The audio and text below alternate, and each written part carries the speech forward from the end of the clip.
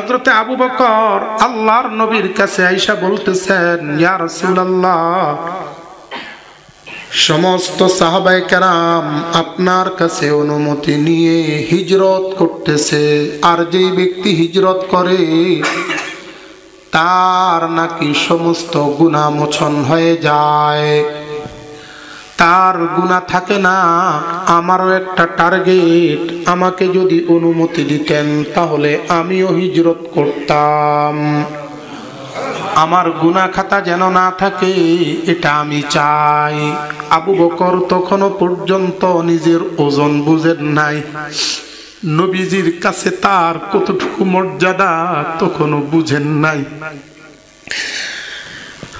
আল্লাহর নবীর কাছে যখন অনুমতি চাইলেন, অনুমতি চাওয়ার পর বিশ্ব নবী আবু বকরের দিকে একটু তাকাইলেন, তাকায় বলতেছেন, আবু বকর, সমস্ত সাহাবী হিজরত করতেছেন, সমস্ত সাহাবী হিজরত করতেছে, ইচ্ছে করলে আপনাকেও অনুমতি দিয়া দিতে পারি। সম্ভবত আমার আল্লাহ মদিনায় হিজরত করার জন্য আমাকে অর্ডার করবেন। ওই মদিনায় যাবার সময় আমি কাকে নেব খুঁজে পাচ্ছি না, সম্ভবত আমার আল্লাহ আবু বকর তোমাকেই কবুল করে নিবেন। আবু বকর খুশি হয়ে গেলেন। এই কথাটা বলেছিলেন নবীজি মদিনা মুনাওয়ারায় হিজরত করার 6 মাস আগে। কয় মাস আগে? 6 মাস আগে। ও ভাই, আমি সংক্ষেপে শেষ করে ফেলছি। চিন্তা করেন আল্লাহর নবীর প্রতি কত ভালোবাসা, কত মহব্বত। ওই যে নবীজি বলছেন, অপেক্ষা করো আবু বকর, সম্ভবত আমাকেও আল্লাহ রব্বুল আলামিন হিজরত করার জন্য বলবেন। দুপুরবেলা অথবা সকাল বেলায় কথাটা বলেছেন, সোজা ঘরে গেলেন, যায়া মাল সামানা গোছানো শুরু করে দিয়েছে। মাল সামানা গোছানো শুরু করে দিয়েছে। হযরতে আয়েশা তখন অল্প বয়স, সামান্য কিছু বছর তার বয়স, 7 অথবা 8 বছর। হযরতে আয়েশা বুঝেন নাই বাবা মাল সামানা কেন গোছাইতেছে, কিন্তু হযরতে আসমা, আয়েশার বোন আসমা বিষয়টি বুঝেছেন। আব্বু মাল সামানা কেন গোছান? কয় নবীজি আমাকে বলেছেন মদিনায় হিজরত করবেন, আমাকে নাকি সঙ্গে নিবেন, এই জন্য মাল সামানা গোছাচ্ছি।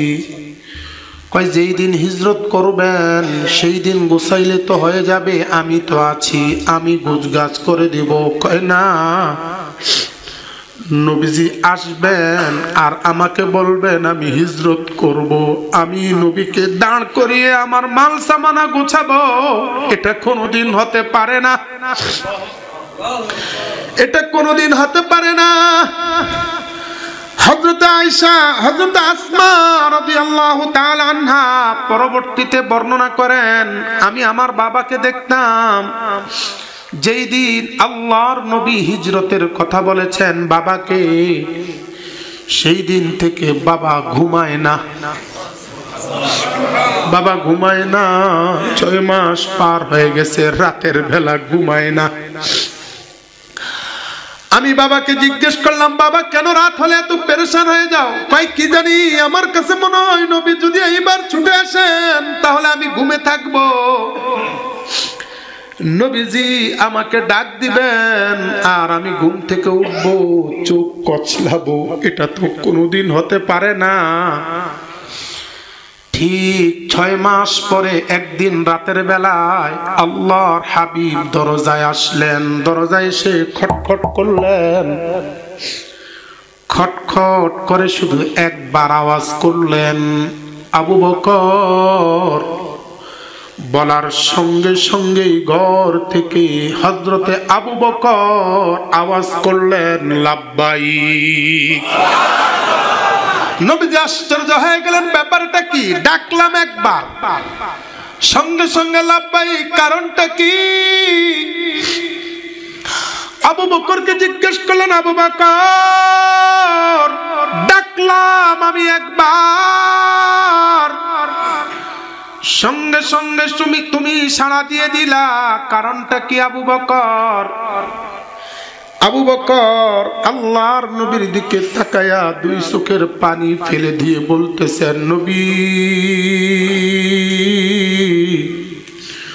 ওই যে 6 মাস আগে আপনি বলেছিলেন হিজরত করবেন, সেই দিন থেকে আমি চিন্তা করেছি আমি ঘুমাবো না, আমার পিঠটাকে আমার চৌকির সাথে লাগাবো না, বিছানার সাথে লাগাবো না। কয় কারণটা কি? কয় আমার মন শুধু এই কথা বলতেছে, আবু বকর তুই ঘুমাবি, বিশ্বনবী দরজার কাছে এসে ঠক ঠক করবে, বারবার ডাকবে, আর তুমি ঘুম থেকে উঠতে দেরি করবা, এটা কোনোদিন হতে পারে না। এই জন্য আমি 6 মাস পর্যন্ত বিছানার সাথে পিঠ লাগাই নাই, বরং দরজার সাথে পিঠ ঠেক দিয়ে দাঁড়িয়ে থাকতাম। ও ভাই, এটাকে বলা হয় মহব্বত। এটাকে বলা হয় কি? এইরকম মহব্বত আমাদের ভিতরে আসার দরকার আছে কি নাই? দরকার আছে কি নাই? এইরকম মহব্বত যদি আমি আমার ভিতরে ঢুকাইতে পারি, ওই যে আমি আজকে জুমার নামাজে বলেছি, আল্লাহর নবী বিভিন্ন দলিল আমাদের জন্য রেখে গেছেন, মনে আছে? বিভিন্ন দলিল আমাদের জন্য রেখে গেছেন। 5 নম্বর পারার 8 নম্বর পৃষ্ঠার প্রথম লাইনে আমার আল্লাহ একটা দলিল পেশ করতেছেন, وَمَن يُطِعِ اللَّهَ وَالرَّسُولَ فَأُولَئِكَ مَعَ الَّذِينَ أَنْعَمَ اللَّهُ عليهم من النبيين والصديقين والشهداء والصالحين।